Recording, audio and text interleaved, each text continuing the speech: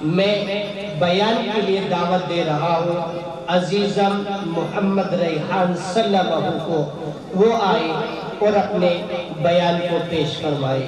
عزیزم محمد ریحان صلی اللہ علیہ وسلم۔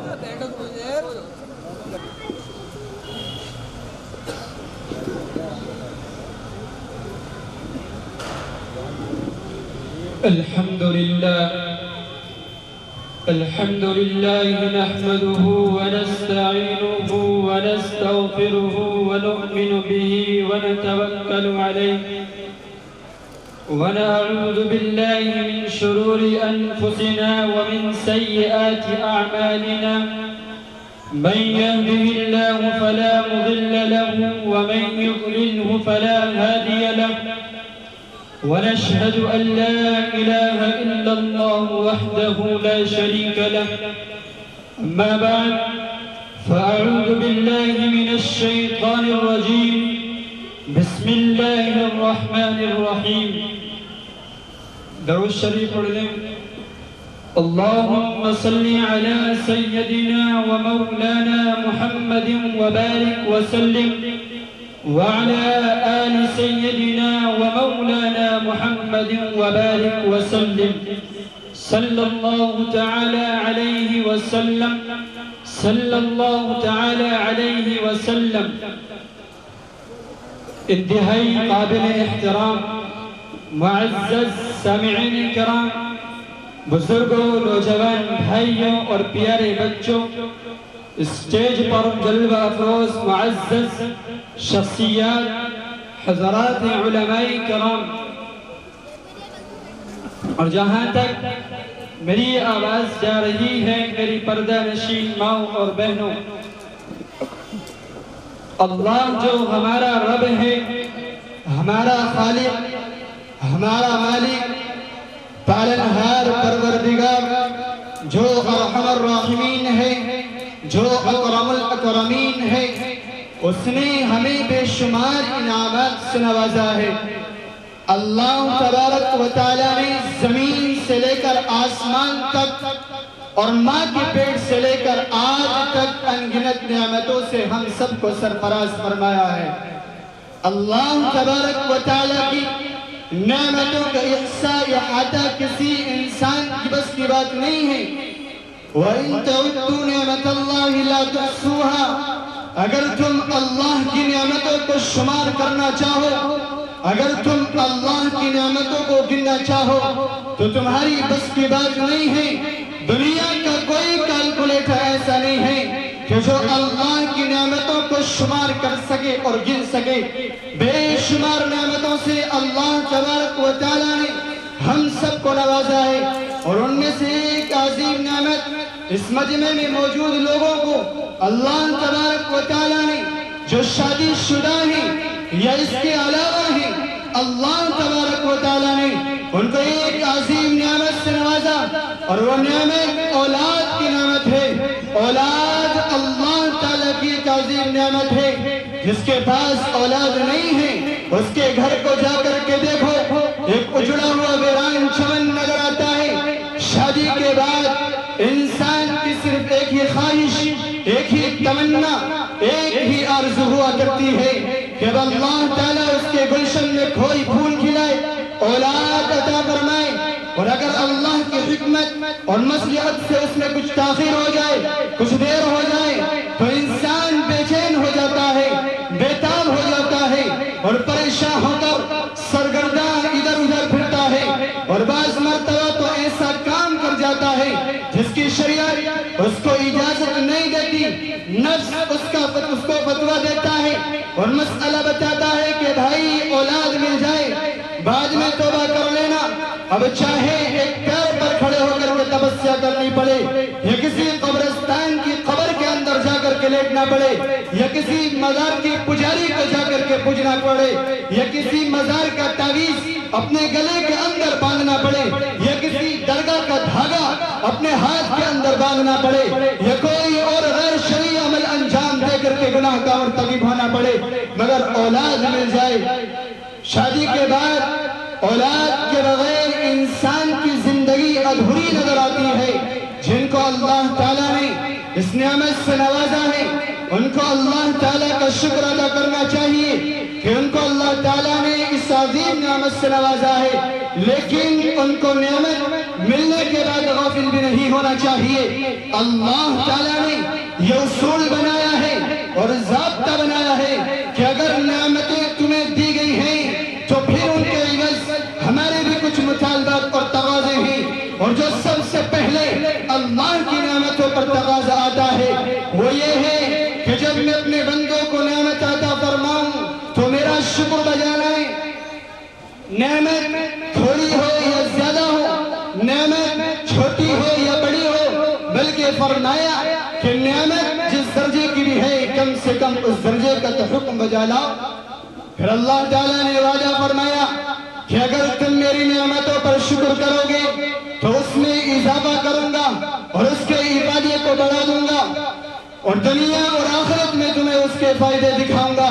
لَإِن شَكَرْتُمْ لَأَزِيدَنَّكُمْ وَلَئِن كَفَرْتُمْ إِنَّ عَذَابِي لَشَدِيدٌ، اور اگر تم میری نعمتوں پر شکر کرو گے تو اس میں اضافہ کروں گا، اور اگر میری نعمتوں پر ناشکری کرو گے تو کبھی کبھی کفرانی نعمت کا عذاب دنیا میں حرمانی نعمت ہوا کرتا ہے، یا تو اللہ تعالیٰ اس نعمت کو چھین لیتے ہیں یا پھر اللہ تعالیٰ اس نعمت کے فائدے اٹھا لیتے ہیں کہ انسان کے پاس نعمت ہوتے ہوئے بھی اللہ تعالیٰ ان نعمتوں سے انسان کو محروم کر دیتا ہے۔ اور آپ نے دیکھا ہوگا کہ اس زمین پر بسنے والے کتنے لوگ ایسے ہیں کہ اللہ تعالیٰ نے ان کو اولاد کی نعمت سے نوازا ہے، لیکن اولاد سے جو فائدہ حاصل ہونا چاہیے وہ فائدہ ان کو حاصل نہیں ہے، اور شاید کہیں نہ کہیں یہ وجہ رہی ہوگی کہ وہ اللہ کی نعمتوں کی شکر گزاری میں کوتا رہے ہوں گے، جس کی وجہ سے اللہ تعالیٰ نے اس نعمت کا فائدہ اور اس نعمت سے ملنے والے آرام اور جو سکون ہوتا ہے وہ اٹھا لیا ہے۔ جو اللہ کی طرف سے مطالبہ ہے اور تقاضا ہے کہ جو نعمتیں تمہیں دی گئی ہیں ان نعمتوں پر تم اللہ کا شکر بجا لاؤ، اور ہر نعمت کا شکریہ کا طریقہ یہ ہے کہ اللہ تعالیٰ نے جو حقوق اولاد کے ماں باپ پر رکھے ہیں ان حقوق کو ادا کر دیا جائے۔ اولاد اللہ کی ایک عظیم نعمت ہے، تو اللہ تعالیٰ نے جو اولاد کے حقوق ماں باپ پر رکھے ہیں ان حقوق کو ادا کرنا ہر ماں باپ پر واجب اور ضروری ہے۔ ہمارے ذہنوں میں صرف ایک بات آتی ہے اور اس بات کا تذکرہ اور تبصرہ، شکوہ اور شکایتیں ہم چوراہوں پر، رشتہ داروں میں، پڑوسیوں میں اور محلوں میں کرتے پھرتے ہیں کہ میری اولاد میرا کہنا نہیں مانتی، میری اولاد میری نافرمان ہے، میری اولاد میرے باغی ہے، میری اولاد میرے حقوق ادا نہیں کرتی ہے۔ لیکن کوئی والد، کوئی ماں یہ جانتی ہے کہ تمہارے حقوق سے پہلے تمہاری اولاد کے حقوق تم پر عائد ہوتے ہیں۔ بڑا یہ چاہتا ہے کہ رات دن بیٹا اس کی ٹانگیں دبائے اور ہفتے بھر بھر کر پلاتا رہے، اور بوڑھی یہ چاہتی ہے کہ بیٹا اس کو پان رگڑ رگڑ کر کھلاتا رہے، اور جو بچپن میں اللہ نے حقوق رکھے ہیں ان کی کوئی پرواہ نہیں ہے۔ اور کتنے لوگ ایسے ہیں جو یہ جانتے ہیں کہ اللہ تعالیٰ نے اولاد کے حقوق کیا رکھے ہیں، لیکن پھر بھی وہ اپنے اولاد کے حقوق سے غافل ہیں۔ اور کتنے لوگ ایسے ہیں جو اپنی اولاد کے مکمل حقوق کی ادائیگی کرتے ہیں۔ یاد رکھو مسلمانوں، اگر تم نے اپنی اولاد کے حقوق نہیں ادا کیے ہیں، اگر تم نے اپنی اولاد کے حقوق مار لیے، تو پھر یہ اولاد اگر تمہیں مارے تو تمہیں کوئی حق نہیں ہے شکایت کرنے کا، کوئی حق نہیں ہے تمہیں اپنی اولاد کو ڈانٹنے کا اور اس کو پیٹنے کا اور اس کا دنیا میں ڈھنڈورا پیٹنے کا۔ پہلے تمہاری ذمہ داری ہے کہ تم اپنے اولاد کے مکمل حقوق کی ادائیگی کرو۔ اگر ہمارے پاس بھی فرمائش آتی ہے تو صرف یہ کہ مولانا ذرا ماں باپ کے حقوق پر روشنی ڈال دینا، تو روشنی ڈلوا یا اس پر لائٹیں جلوا دیں اور ساری دنیا کے سورج اس پر لا کر کے جلوا دیں، جب تک اولاد کے حقوق ادا نہیں کیے ہیں یہ اولاد تمہارا حق ادا کرنے والی نہیں ہے۔ تو پہلا حق اولاد کا ہے. اگر اولاد کے حقوق ادا کرو گے تو یہ اولاد تمہاری خدمت کرے گی اور تمہیں آرام پہنچائے گی. لیکن اگر تم نے اپنی اولاد کے حقوق مار لیے تو پھر یہ اولاد ہماری زندگی کا کانٹا بن جائے گی. اب ذرا اپنے اپنے گریبان میں جھانک کر کے دیکھیں کہ جو شریعت مطہرہ نے ہمارے پر اولاد کے حقوق رکھے ہیں، ہم نے ان حقوق کو ادا کیا کہ نہیں کیا ہے. پہلا حق اولاد کا اس وقت عائد ہوتا ہے جب اولاد اس دنیا کے اندر نہیں آتی ہے، جب اولاد اس دنیا کے اندر آنکھیں نہیں کھولتی ہے. ہاں، یہ بات نوجوان بھی سن لیں جن کی ابھی شادی نہیں ہوئی ہے، جن کے ابھی بچے نہیں ہیں، ابھی سے تمہاری اولاد کا حق تم پر شریعت نے عائد کر دیا ہے.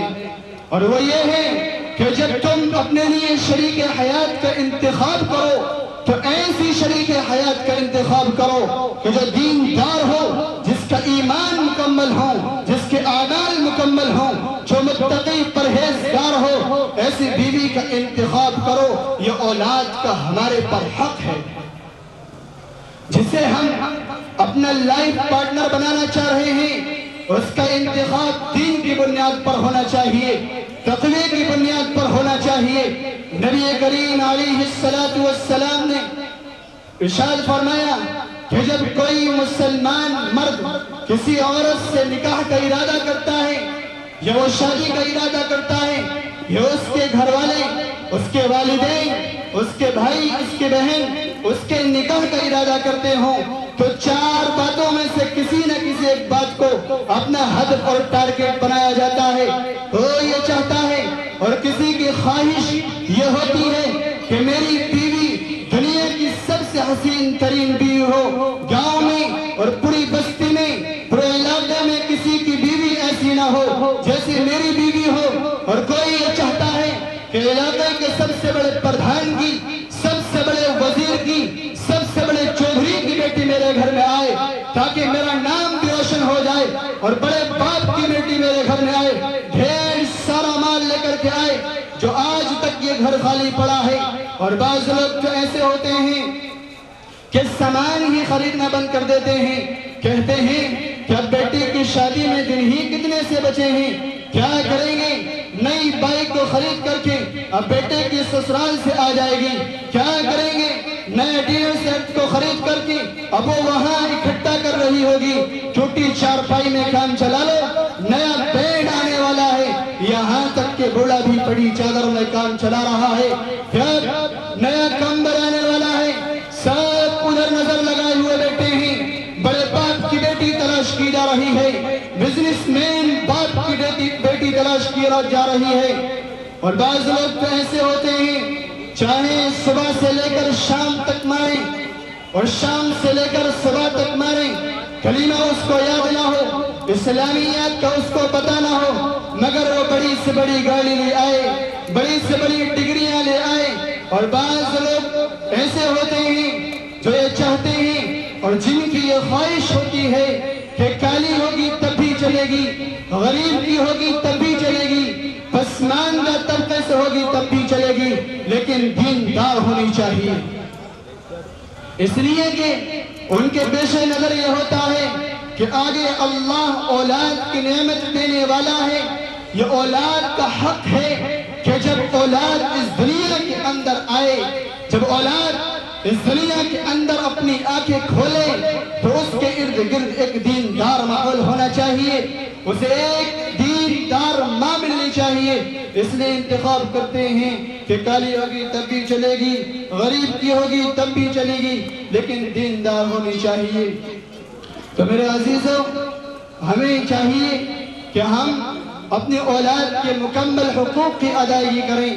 اللہ تعالیٰ نے جو ہمارے پر ہماری اولاد کے حقوق رکھے ہیں انہیں ہمیں حقوق کو ادا کرنا چاہیے. اللہ تبارک و تعالی ہمیں کہنے سننے سے زیادہ عمل کی توفیق نصیب فرمائے. آمین. وآخر دعوانا ان الحمد للہ رب العالمین.